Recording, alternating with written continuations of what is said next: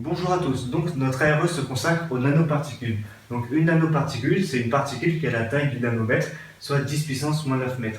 Donc dans notre ARE, nous allons nous consacrer exclusivement aux particules présentes dans l'air. Donc celles-ci sont classées en différentes tailles. Donc les PM10, inférieurs à 10 micromètres, donc c'est le diamètre qui est inférieur. Les PM2,5, 1 et 0,1.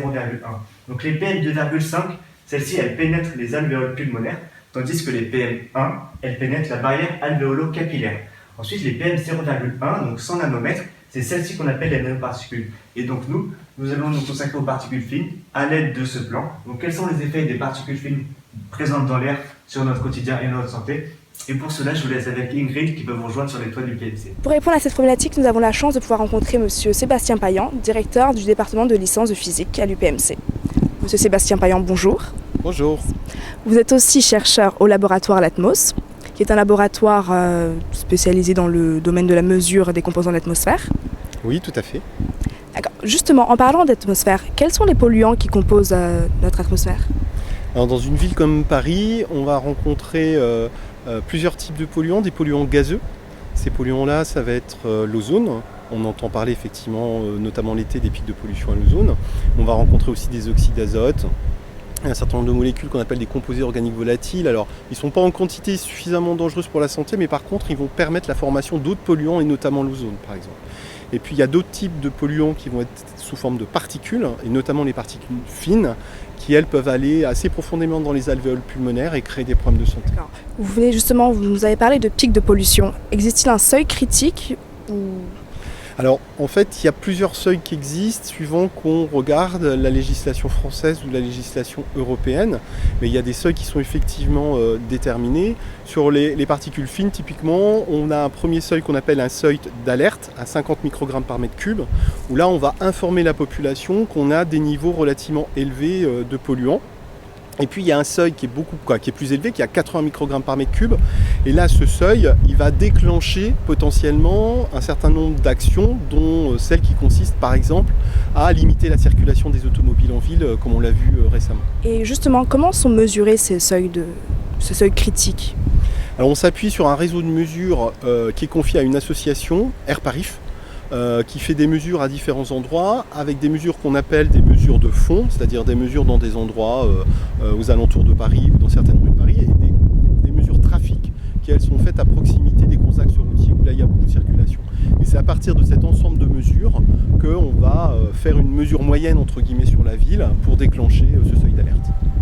Donc nous savons qu'à l'UPMC nous avons des capteurs de pollution, de particules fines. Quels sont-ils? On a par exemple un lidar, qui est un instrument qui s'appuie sur l'utilisation d'un faisceau laser envoyé vers la verticale. Et à partir du retour des photons, leur vitesse et leur quantité, on a une idée non seulement de la quantité de particules qu'il y a, mais aussi de sa distribution verticale. Ce que ne va pas permettre des mesures 2D comme c'est fait classiquement en ville au niveau du sol. Donc ça, c'est très intéressant pour mieux comprendre la pollution, d'où elle vient, où elle va. Notamment parce que l'accès à la distribution verticale, à la dimension verticale de la ville est compliqué. Après, on a d'autres types de mesures qui vont être basées sur des technologies aussi complexes comme par exemple la chromatographie en phase gazeuse qui va permettre, en analysant la nature de la particule, de mieux comprendre d'où elle vient. Par exemple, si on contient de l'azote, il y a de fortes chances que ce soit issu par exemple d'épandage d'engrais liés à l'agriculture en Île-de-France. Et à long terme, justement, cette accumulation de particules fines est-elle dangereuse pour notre santé? Alors, ce que disent les médecins par rapport à ça, ou les épidémiologistes, c'est qu'effectivement, plus on est exposé à ces polluants, et plus on risque de développer des pathologies plus tard. C'est d'autant plus vrai que si l'exposition se fait alors que le système immunitaire est relativement fragile, donc c'est le cas souvent des enfants et des personnes âgées. Mais donc c'est moins finalement l'intensité de la pollution qui est importante que la durée à laquelle on est exposé. Et donc plus on est exposé à une pollution et plus effectivement le risque devient important.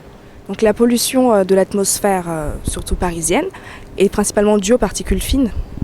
Pas seulement, non, les gaz aussi jouent un rôle. C'est vrai que les particules fines sont assez surveillées parce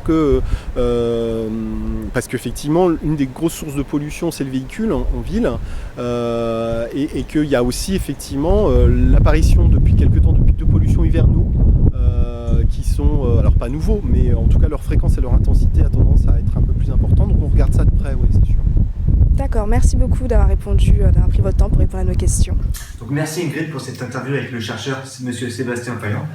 Donc pour conclure, nous avons vu qu'il existe différents types de particules dans l'air. Celles-ci sont mesurées à l'aide de moyens divers et variés, comme notamment les machines que nous avons sur le toit. Notamment, elles servent à mesurer le seuil de limite, c'est-à-dire le seuil limite avant que ça soit dangereux pour notre santé. Donc aujourd'hui, c'est un réel problème dans notre société. Pourquoi ? Car elles touchent surtout les plus vulnérables, comme les enfants par exemple, qui peuvent avoir de nombreux problèmes respiratoires ou alors des maladies cardiovasculaires. Donc comment s'en protéger ? Donc pour cela, il faut réduire la pollution, car bien sûr on ne peut pas s'empêcher de respirer, donc on est obligé de réduire l'autre, donc à savoir la pollution, notamment avec la circulation alternée qui est de plus en plus fréquente dans les grandes agglomérations comme Paris. Ou alors il y a la solution extrême, donc comme font les Chinois, surtout les pays asiatiques, tellement c'est pollué, ils mettent des masques. C'est pas esthétique du tout, mais s'il n'y a que ça comme solution, on sera obligé de faire comme ça. Donc pour limiter le risque, il faut donc prendre les transports en commun, donc le bus, le train, au lieu de prendre chacun sa voiture pour une personne. Prendre aussi des transports verts comme les vélos, les tramways, tous les transports qui ne polluent pas. Donc au final, pour se protéger des particules vides, on dit qu'il faut favoriser l'écomobilité, c'est-à-dire adapter son moyen de transport à sa destination.